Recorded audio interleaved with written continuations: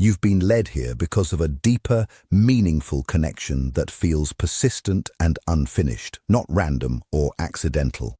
The passage suggests your thoughts about this person aren't fading because the bond is still active, shown through memories, signs, and emotional pull. It frames your waiting as intuitive rather than weakness, and says subtle shifts, synchronicities, and inner feelings are evidence that something significant is still unfolding between you and them. In the way this specific person suddenly crosses your mind with a clarity and intensity that catches you off guard, especially because you thought you had already made peace with their absence. And here is what I need you to truly understand. What you have been sensing is not wishful thinking. It is not your imagination inventing patterns out of thin air. It is not the desperate fantasy of someone unable to move forward.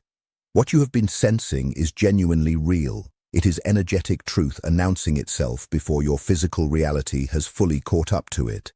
It is the language your soul speaks whenever it recognizes that something significant is in motion, that something meaningful is approaching, that the story you assumed had already ended still has unwritten chapters waiting to unfold.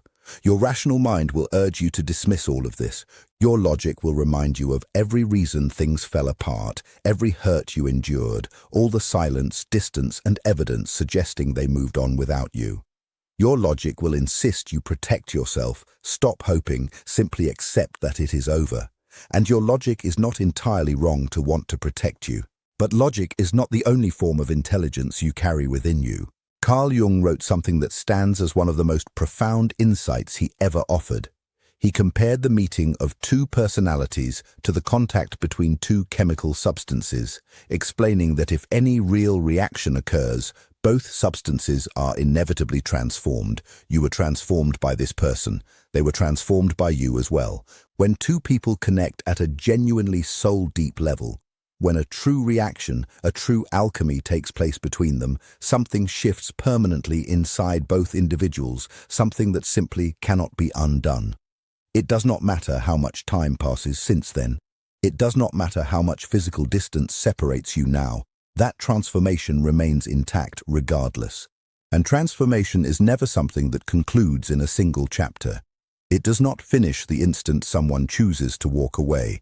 It continues unfolding. It deepens over time. It reveals itself gradually, in layers, long after the initial ending. What happened between the two of you was never small or insignificant. It was the kind of contact that fundamentally alters the structure of who a person becomes. And that kind of profound contact does not simply vanish just because someone became scared, confused, or convinced themselves that leaving was necessary.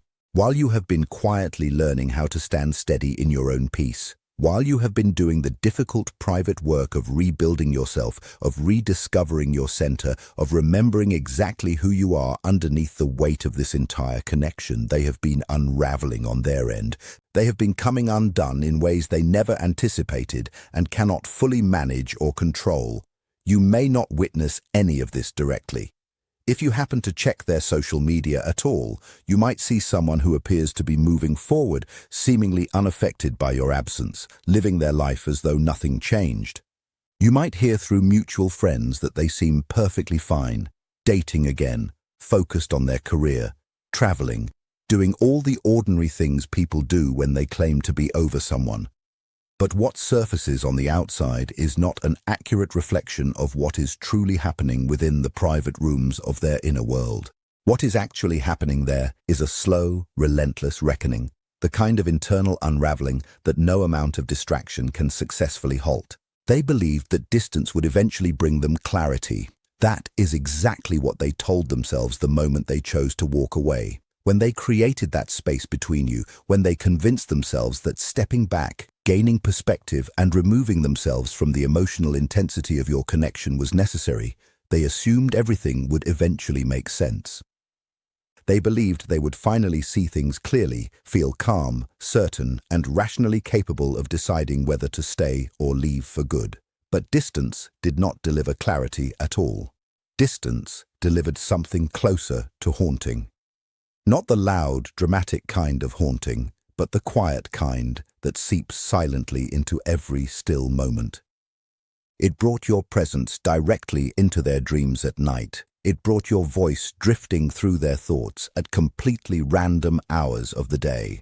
It brought memories flooding back with such vivid sensory detail that they would sometimes freeze in the middle of an ordinary task and feel your presence lingering right beside them, almost tangible. They have attempted to replace what you once gave them.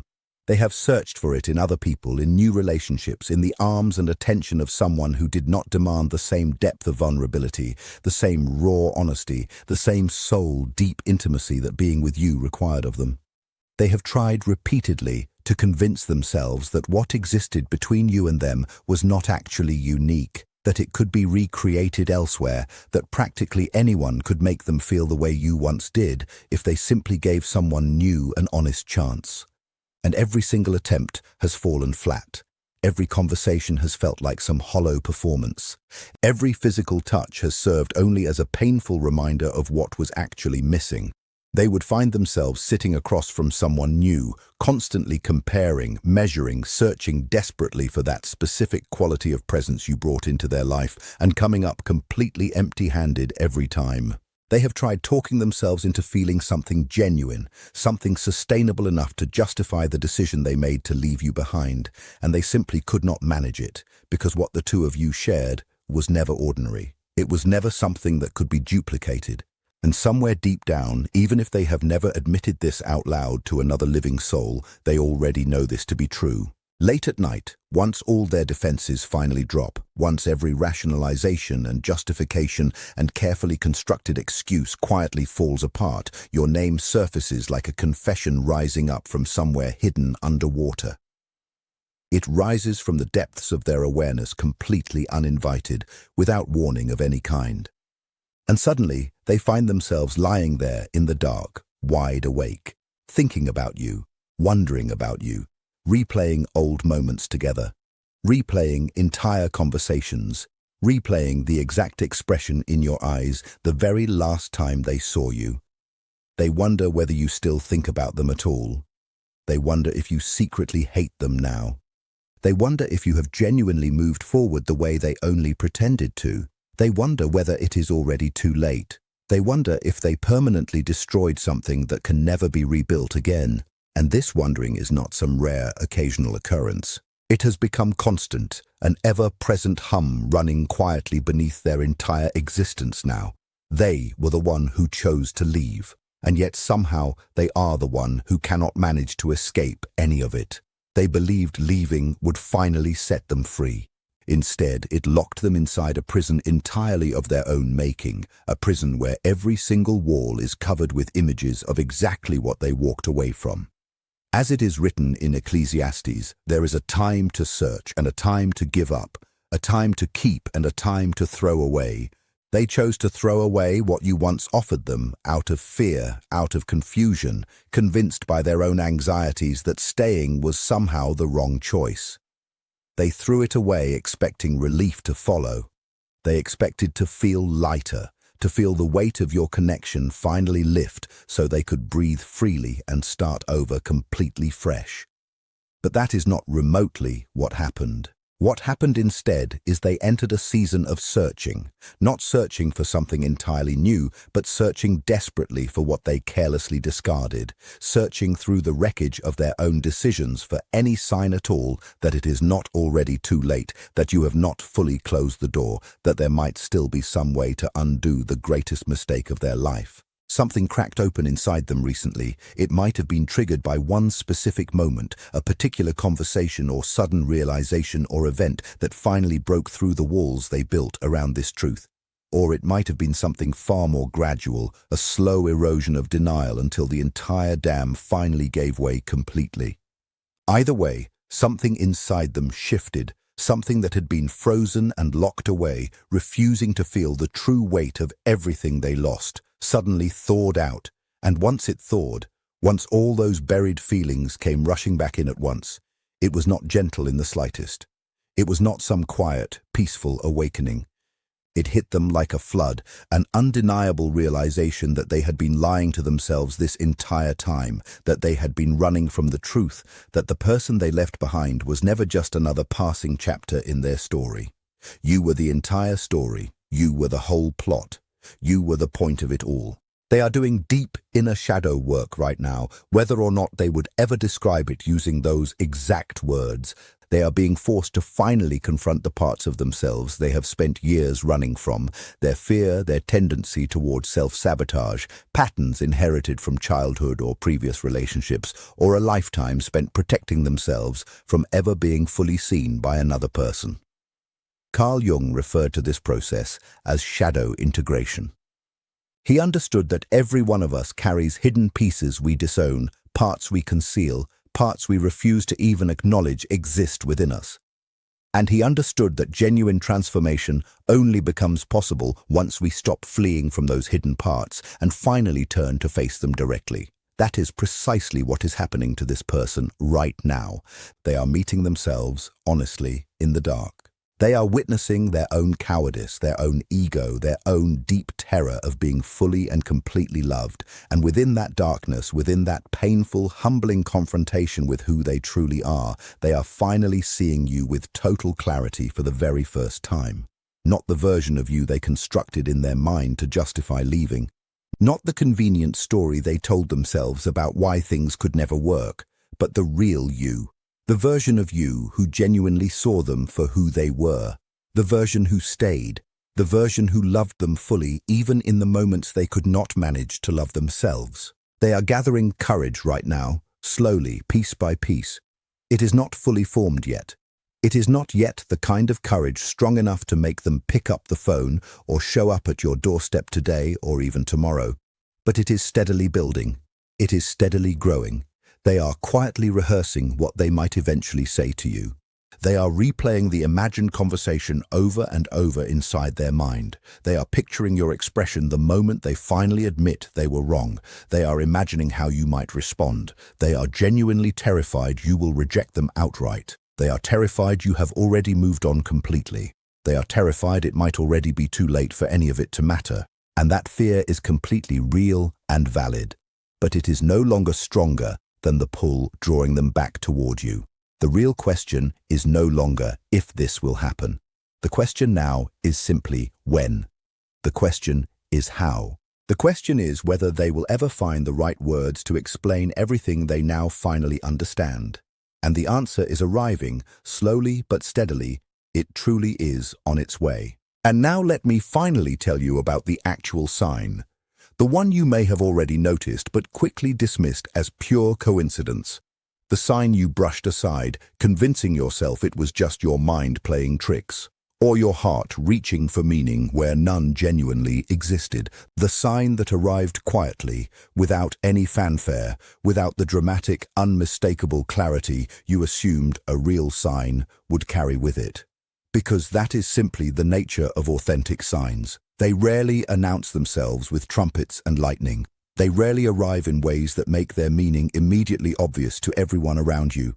They slip gently into your awareness, subtly, understated enough that your rational mind can easily explain them away as nothing at all.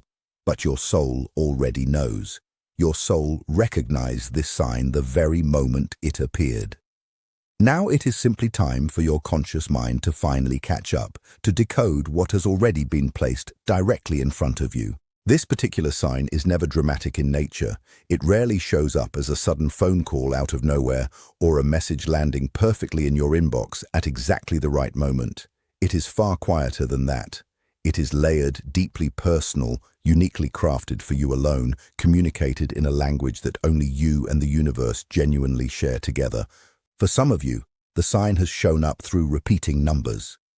You keep noticing 1111 appearing on clocks, on receipts, on license plates, or perhaps 22, or some other sequence tied to their birthday, the exact day you first met, numbers carrying meaning only someone with your history would ever recognize. You told yourself it was simply pattern recognition, just your brain naturally noticing repetition inside randomness.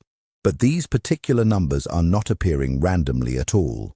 They tend to appear precisely in moments when you are already thinking about this person, in moments when you were silently asking whether they might ever come back, in moments when your soul was reaching quietly across the distance and the universe was answering back.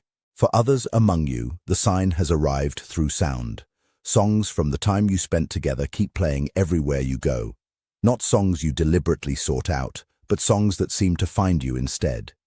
You walk into a random store and suddenly there it is, the exact song playing during your very first kiss, or the moment you first said those 3 important words, or the last conversation you ever shared.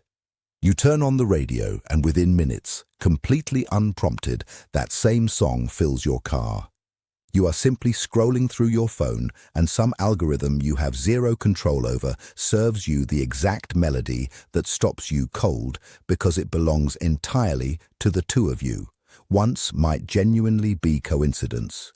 Twice becomes curious. But when it keeps happening again and again through channels you never actively chose, that is not an accident at all. That is orchestration. That is the universe deliberately using sound to remind you that what the two of you shared has never truly ended. Some of you have been dreaming about them lately. Not every single night, but often enough that it genuinely feels significant. You wake up unable to remember the specific details, unable to hold on to the actual narrative of the dream itself, but you clearly remember they were there with you. You remember the distinct feeling of their presence beside you. You remember the sensation of being close to them once again, of everything feeling okay between you two, of something unspoken yet deeply understood passing silently between you inside that dream space. And you wake up carrying a strange ache inside your chest, a longing you genuinely believed you had already processed and released completely, suddenly raw and fresh all over again. Those particular dreams are not simply random firings of your subconscious mind. Those dreams function as genuine meetings, energetic encounters that unfold in the realm where physical distance simply does not apply at all. They are thinking about you before drifting off to sleep each night. They are reaching for you across that liminal space between waking and sleeping, and your own soul is responding right back to them in kind. Sudden memories have been surfacing seemingly out of nowhere as well. You will be doing something completely unrelated, something entirely mundane, and suddenly you find yourself transported right back into a specific moment shared with them. You can see it clearly, feel it fully, hear their exact voice in your mind. The memory arrives with such overwhelming force and vivid clarity that it feels almost disorienting, as though time itself briefly folded and you genuinely traveled back to that exact moment without physically moving an inch. These moments are not simple nostalgia. These are activations. Specific memories are rising to the surface precisely because they are simultaneously being activated inside the other person's mind first. Whenever they remember you, whenever they replay your shared time together internally, it sends real ripples through the energetic connection you both still share, whether either of you consciously realizes it or not. And those ripples inevitably reach you too. They land inside your awareness as memory, as sudden vivid recall, as that unmistakable feeling that you just traveled backward through time without ever actually moving. Some of you have had mutual friends casually bring them up in conversation lately, not in any way that felt deliberately planned or heavily significant, but simply mentioned in passing. Someone brought up their name randomly during a conversation. Someone asked whether you had heard from them recently. Someone told an unrelated story that happened to include them. And every single time it happened, you felt a distinct jolt of recognition, either because you had literally just been thinking about them moments earlier, or because it had been weeks since anyone had even mentioned their name, and suddenly there it was, dropped unexpectedly into your day like a small pebble tossed into still water, creating ripples you simply could not ignore afterward. Those particular mentions are never truly random. People frequently become unknowing channels for messages the universe genuinely needs delivered to you. The friend who casually mentions them is not doing so with any conscious intention behind it. They are being subtly moved by that exact same energetic current currently pulling this person steadily back in your direction. And then there are the purely physical sensations you have likely noticed too, that sudden pull deep inside your chest, the unexplained warmth that spreads throughout your body seemingly for no clear reason at all, the sudden, undeniable knowing that settles heavily in your gut and simply refuses to leave you alone. You feel their presence somehow, even though you cannot properly explain exactly how or why. You cannot prove any of it logically, but you genuinely feel their energy reaching steadily toward you across the distance. You feel that invisible thread still connecting the two of you being gently pulled taut again after all this time. You notice it during quiet, still moments, in instances when you were not even actively thinking about them at all, and then suddenly you are, seemingly out of nowhere, and that shift is not something you consciously chose to trigger yourself. It happens because they have entered your energetic field once again, because their longing, their persistent thoughts, their gradual movement back toward you have created a noticeable shift in the energy surrounding you. And your body registered that subtle shift before your conscious mind could even begin to name what exactly was happening. None of this represents your imagination inventing convenient patterns out of thin air. This is genuine energetic communication taking place in real time. Carl Jung wrote extensively about synchronicity, describing it as meaningful coincidences that fundamentally defy ordinary logical explanation, events carrying no direct causal relationship to one another, yet still somehow carrying profound underlying significance.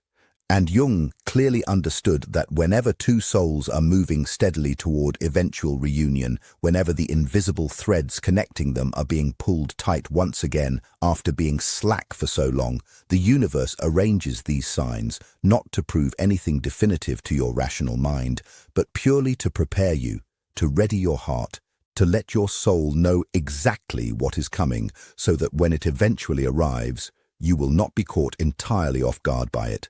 These signs keep appearing because they are thinking of you with real intensity right now, because their thoughts genuinely carry weight and substance, because thought itself is a form of energy, longing itself is energy, and energy naturally moves through invisible channels, effortlessly crosses physical distances, completely bypasses ordinary logic, and eventually lands inside your reality, disguised as symbol, as synchronicity, as sign. This sign specifically means the energetic bridge connecting the two of you is actively rebuilding itself right now. This sign means their eventual return is genuinely no longer a matter of if, but simply a matter of when. This sign means your soul already knew the truth long before your conscious mind ever managed to catch up to it. Trust everything you have been sensing lately. Trust everything you have been noticing and seeing around you. You are not inventing any of this in your own mind.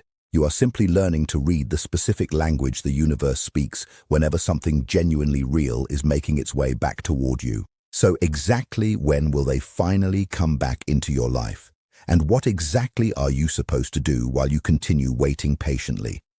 This particular timeline is close, genuinely very close now.